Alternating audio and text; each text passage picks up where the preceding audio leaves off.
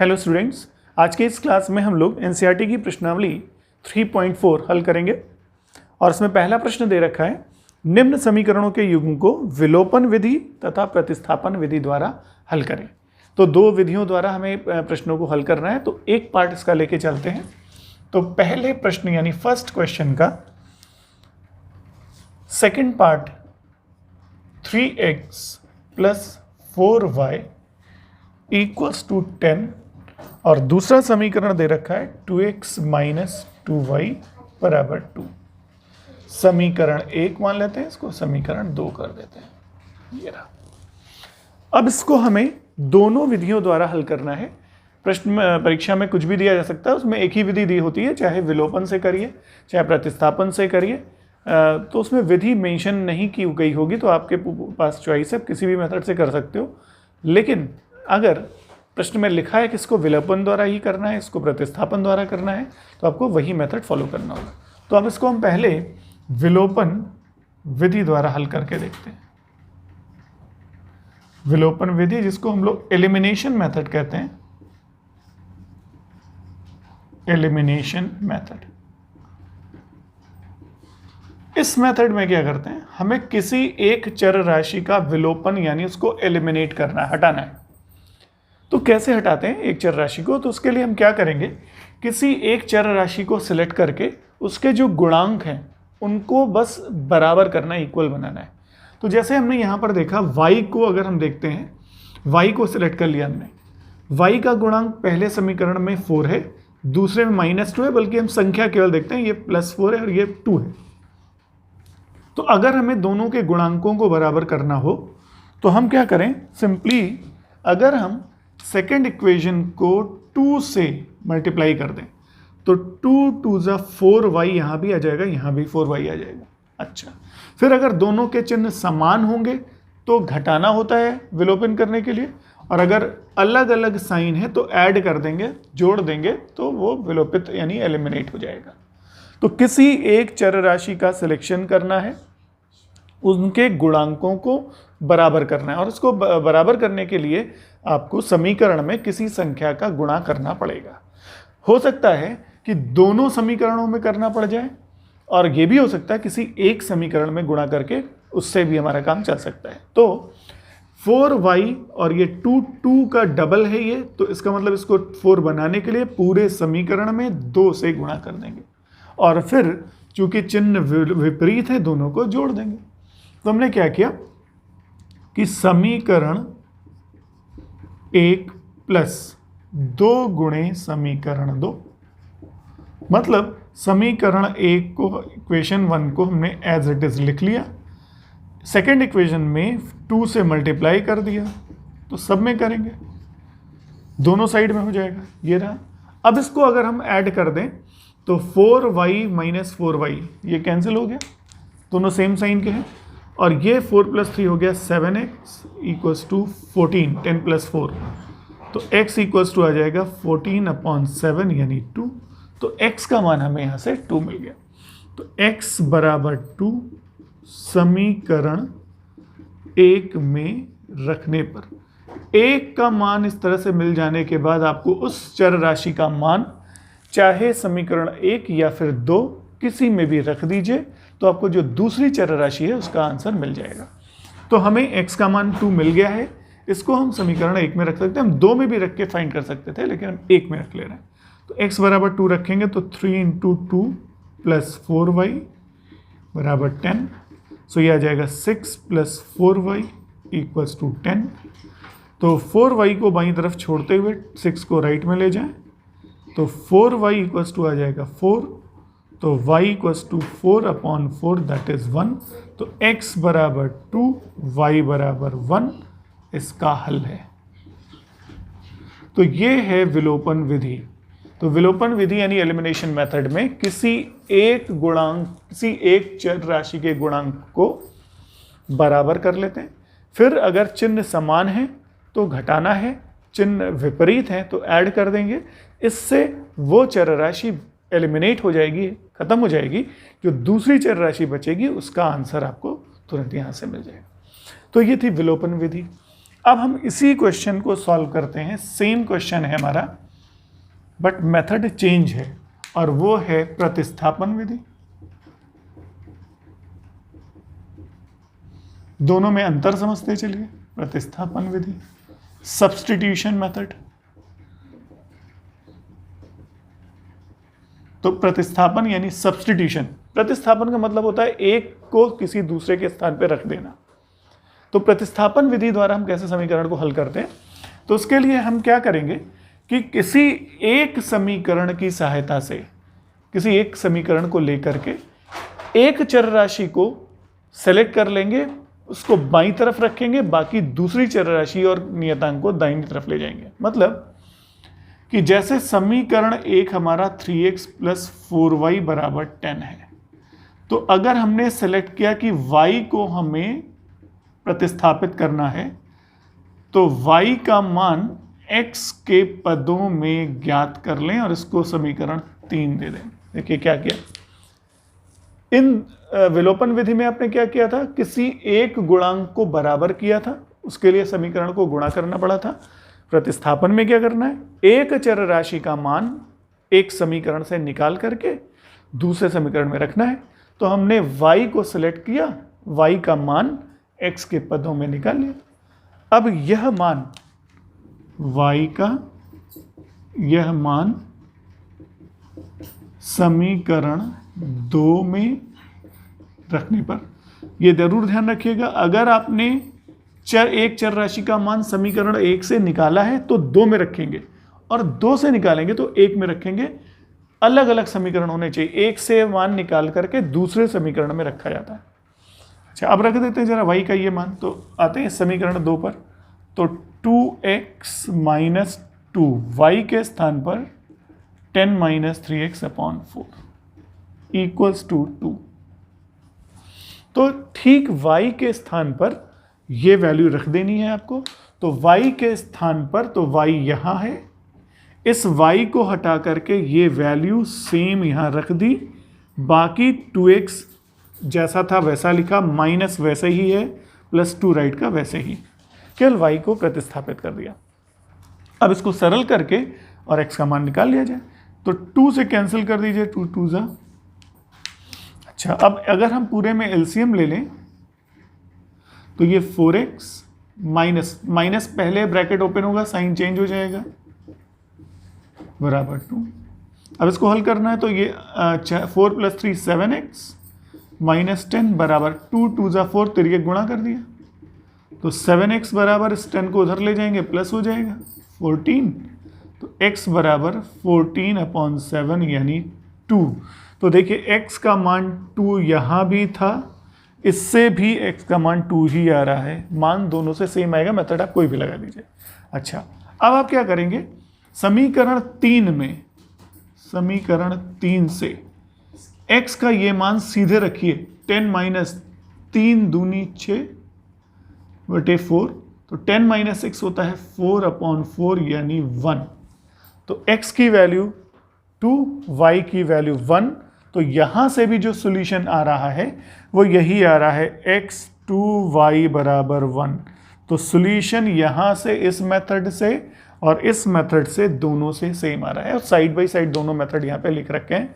अब आप उसको एक बार फिर से समझ लीजिए और यही सारे क्वेश्चन में अप्लाई करिए, कभी कोई प्रॉब्लम नहीं आएगी, आपके सारे क्वेश्चन सॉल्व हो जाएंगे। तो विलोपन विधि में किसी एक चर राशि को सिलेक्ट करते हुए उसके गुणांकों को समान बनाया जाता है, उसके लिए समीकरणों को किसी संख्या से गुणा करना पड़ता है।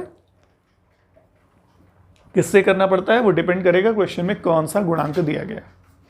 अच्छा, अगर जैसे मान लीजिए विलोपन विधि द्वारा आप x को हटाना चाहते तो यहाँ x का गुणांक 2 है, यहाँ 3 है, तो उल्टा 2 से इस समीकरण को गुणा करते, 3 से इसको गुणा करते, तो 3 दूनी 6 और 2 तिहाई 6 दोनों बराबर हो जाते। तो इसको 2 से गुणा करके पूरे समीकरण को, और इसको 3 से गुणा करते हैं, तो उल्टा कर लेते हैं, इसका गुणांक इसमें, इसका गुणांक इसमें। लेकिन यहाँ पे चूंकि दोनों 4 और 2 में 4 2 से डिवाइड हो जा रहा था, तो हमने सिर्फ 2 को 4 बना लिया डायरेक्ट।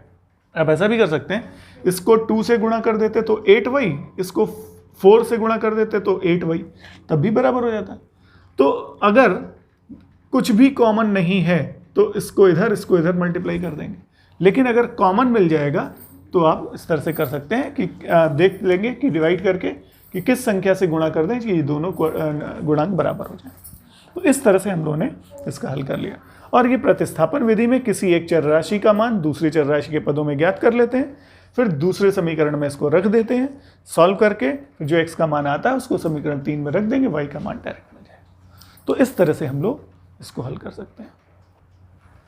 अब हम क्वेश्चन नंबर 1 का 4th पार्ट लेते हैं और इन दोनों मेथड से सॉल्व करके देखते हैं। एक प्रश्न और ले लेते हैं, x/2 + 2y/3 = -1, x - y/3 = 3। लेकिन यहाँ पर देखिए फ्रैक्शंस यानी भिन्न आने लग गई। तो आप जब भी समीकरणों को हल करना स्टार्ट करिए, कोई भी मेथड फॉलो करिए, चाहे आप विलोपन विधि से हल करने जा रहे हो, चाहे आप प्रतिस्थापन करने जा रहे हो, चाहे आप क्रॉस तिर्यक गुणा वाला मेथड यूज़ करने जा रहे हो, चाहे आप ग्राफिकल मेथड यूज़ करने जा रहे हो, आप कोई भी मेथड अगर अप्लाई करने जा रहे हैं इसमें, तो सबसे पहला काम ये करिएगा कि दिए गए समीकरणों को सरलतम रूप में व्यक्त करने की कोशिश करिए। सरलतम रूप का मतलब हुआ कि फ्रैक्शन यानी डिनोमिनेटर यानी भिन्न के रूप में जो आ रहा है उसको हटाइए। कैसे हटता है? सिंपली है, पहले हम लोग एलसीएम ले लेंगे लेफ्ट साइड और राइट साइड में, फिर तिर्यक गुणा करके अंश को हर को हटा देंगे। तो देखिए यहाँ पे क्या होगा कि यहाँ पे हम सबसे पहले इसको सॉल्व कर लेते हैं।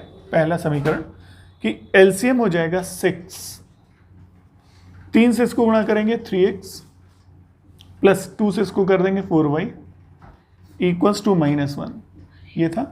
तो ये हो गया 3x plus 4y equals to -6। अब इसको हम फर्स्ट समीकरण दे देते। ठीक, इस तरह से दूसरे में देखिए 3 एलसीएम हो जाएगा, यहाँ पे अपॉन 1 था, 3x आ जाएगा -y बराबर 3। सो ये आ जाएगा 3x माइनस वाई बराबर 9, ये सेकेंड। अब ये सरलतम रूप में हमने इसको लिख लिया है और अब हम इस क्वेश्चन को दोनों मेथड द्वारा हल करते हैं। पहले हम लोग चलते हैं विलोपन विधि द्वारा और अब देख लेते हैं। विलोपन विधि द्वारा दोनों समीकरणों को ध्यान से देखिए तो आपको एक बात खास सबसे पहले नजर आ रही होगी, क्या कि इस समीकरण 1 में x का गुणांक और समीकरण 2 में x का गुणांक समान है। 3a भी है, 3ab तो कुछ करना ही नहीं है, किसी से और संख्या से गुणा करने की ज़रूरत नहीं है क्योंकि ये ऑलरेडी बराबर है। तो अब इन दोनों के चिन्ह देखिए, दोनों के चिन्ह हैं समान, इधर भी प्लस है इधर भी प्लस है, समान चिन्ह पर घटा देते हैं। तो आपको सिंपली क्या करना है, समीकरण 1 माइनस समीकरण 2। तो समीकरण 1 पहले लिख लेते हैं, 3x प्लस 4y बराबर -6, 3x माइनस वाई बराबर 9। अच्छा, अब चूंकि हमें घटाना है चिन्ह बदलेंगे, ये माइनस ये प्लस ये माइनस, इधर प्लस का माइनस, माइनस का प्लस और प्लस का minus, plus 3x minus 3x cancel. अब ये प्लस 4y और 4y 5y, ये -9 -6 दोनों ऐड होके -15। तो y की वैल्यू आ जाएगी -15 अपॉन 5 दैट इज -3। y का मान निकल आया। अब ये y का मान समीकरण 1 या 2 किसी में रख सकते हैं, हम 1 में रखने पर। तो समीकरण 1 में जैसे मान रखें, समीकरण 1 ये है 3x प्लस 4 इंटू -3 बराबर -6। y के स्थान पर -3 रख दिया। सॉल्व कर देते हैं, 3x -12 को उधर ले जाइए, प्लस 12 -6 बराबर 6 आ जाएगा। तो x बराबर आ जाएगा 6/3 यानी 2। तो x का मान 2, y बराबर -3 इसका हल है। तो हमें उत्तर मिल गया x2 y बराबर -3। और ये किस मेथड के द्वारा आया है, विलोपन विधि के द्वारा, जिसमें हम लोगों ने x के गुणांक को एलिमिनेट कर दिया, विलोपित कर दिया। तो y का मान हमें पहले मिल गया और फिर x का मान हमने किसी एक समीकरण में 1 या 2 में रख करके निकाल लिया। अब बात करते हैं प्रतिस्थापन विधि की। प्रतिस्थापन विधि में हम समीकरण 1 ले लेते हैं, 1 से 3x प्लस 4y बराबर -6। अब हम फिर से वही काम करते हैं कि किसी एक को, तो y को हम अलग कर लेते हैं। तो 4y बराबर हो गया -6 - 3x तो y बराबर आ जाएगा -6 - 3x/4 समीकरण 3। अब आपने क्या किया, y का मान x के पदों में लिख लिया है। अब y का यह मान समीकरण 2 में रखने पर, 1 से लिया तो 2 में रखना है, अगर 2 से लिया होता तो 1 में रखते, उल्टा चलना है। तो समीकरण 3 से y का मान समीकरण नंबर 2 में रखने पर, क्योंकि 1 से ही आपने y का ये मान निकाला था, और अगर आप 2 से ये मान निकालते तो फर्स्ट में रखते। ठीक, अब रख के देखते हैं जरा y का मान। तो दूसरा ये लिखते हैं 3x -6 - 3x/4, y के स्थान पर जैसा है ठीक वैसे ही, तो -6 - 3x/4 इस y के स्थान पर हमने रख दिया। अच्छा, अब एलसीएम भी लेते हैं, ब्रैकेट भी ओपन कर लेते हैं। 4 4 3 12 minus minus plus minus minus plus बराबर 9, 12 3 हो जाएगा 15, 15x + 6 बराबर 9 चौक 36। तो 15x = 36 - 6 यानी 30। तो x बराबर 30/15 यानी 2। तो x बराबर 2 यहाँ भी आ रहा था, x बराबर 2 यहाँ भी आ रहा है। अच्छा, अब x का ये मान सीधे 3 में रख देते हैं। तो समीकरण 3 से y बराबर -6 - 3 × 2/4, तो -12/4 यानी -3, x2 y बराबर -3, इसका हल आ रहा है। और यहाँ से भी वही सेम आ रहा था, x बराबर 2 y बराबर -3। तो ये मेथड आपको समझ आ गया होगा। सिंपली वही, बहुत मुश्किल नहीं है। दोनों में अंतर समझिएगा ज़रूर। विलोपन में किसी एक गुणांक को बराबर बना करके, घटा के या जोड़ करके उसको हटा लेते हैं, फिर दूसरे एक चर राशि का मान मिल जाता है, वो मिलते ही किसी एक में रख देते हैं। लेकिन प्रतिस्थापन में दोनों समीकरणों में से किसी एक को सिलेक्ट करके एक चर राशि का मान दूसरे चर राशि के पदों में निकाल के फिर दूसरे बचे हुए समीकरण में रख देते हैं। तो आपको वो चर राशि, अगर आपने y का मान रखा है तो x का मान मिल जाएगा, और अगर x का मान यहाँ रखते तो y का मान मिल जाता है। फिर जो मान मिल गया उसको आप 3 में वापस बिठा दीजिए, तो आपको दूसरे चर राशि का मान मिल जाएगा। तो इस तरह से ये प्रश्न हल होंगे। अब हम क्वेश्चन नंबर 1 का थर्ड पार्ट लेते हैं, जिसमें पहला समीकरण है 3x - 5y - 4 बराबर 0 तथा दूसरा है 9x = 2y + 7। विलोपन विधि द्वारा आते हैं। तो सबसे पहले इन समीकरणों को हम लिख लेते हैं। यहाँ पर 3x - 5y बराबर 4 लिख लीजिए, x और y को एक तरफ, कांस्टेंट को दाहिनी तरफ कर दीजिए। 9x, 2 को इधर ले आते हैं तो -2y बराबर 7, समीकरण 1 समीकरण 2, ये हो गया। अब हम इसमें किसी एक को सिलेक्ट कर लेते हैं। मान लीजिए आपके दिमाग में आ रहा है, फिर y आ रहा है, ये देखिए y, इसको हमने सेलेक्ट किया। अब इस विलोपन विधि में इसके गुणांकों को बराबर बना करके हटाना है। तो ये 5 है, ये 2 है, तो 5 2 = 10, 2 5 = 10। मतलब इस समीकरण 1 को 2 से, इस 5 से समीकरण 2 को उल्टा, क्योंकि देखिए दोनों में कुछ कॉमन फैक्टर नहीं है, गुणनखंड नहीं आएगा कुछ भी। 2 इसमें मल्टीप्लाई किया, 5 इसमें मल्टीप्लाई कर दिया, इक्वल हो जाएंगे, बराबर हो जाएंगे। तो अब करके देखते हैं जरा। और चिन्ह दोनों के समान है, समान में घटाते हैं, ध्यान रखिएगा। अगर चिन्ह समान है तो घटाना है, और चिन्ह विपरीत है अगर, तो जोड़ देना है समीकरणों को, जिससे एलिमिनेट हो जाए।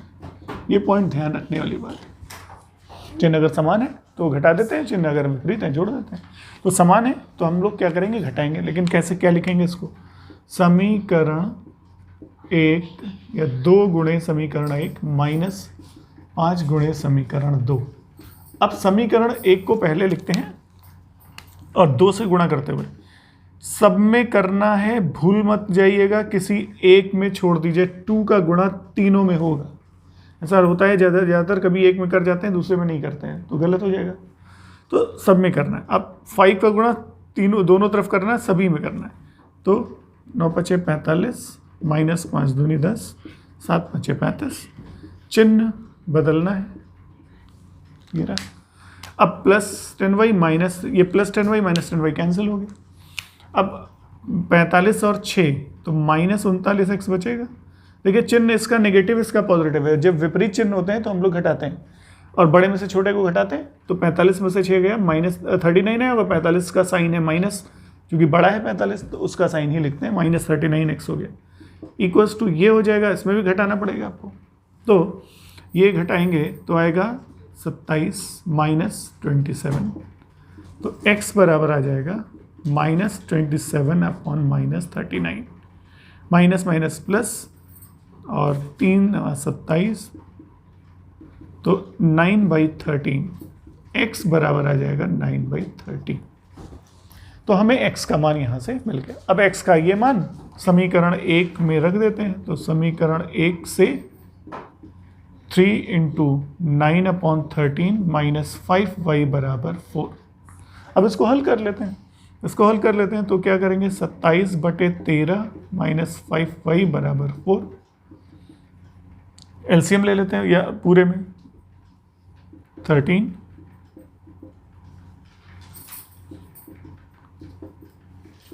तिरक गुणा कर लेते हैं,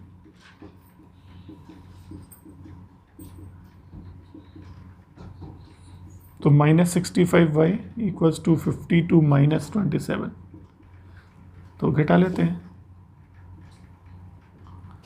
तो y = आ जाएगा 25 अपॉन -65, जब 25 और -13, तो y का मान आ जाएगा -5/13। तो फाइनली हम आंसर क्या लिखेंगे यहाँ पे, कि इन से उसको सॉल्व करने के बाद हमें x बराबर 9/13, y बराबर -5/13 ये हमें मिल गया। तो हमने यहाँ पर विलोपन विधि लगाई। अब जरा प्रतिस्थापन विधि भी लगा करके देख लेते हैं। तो प्रतिस्थापन विधि में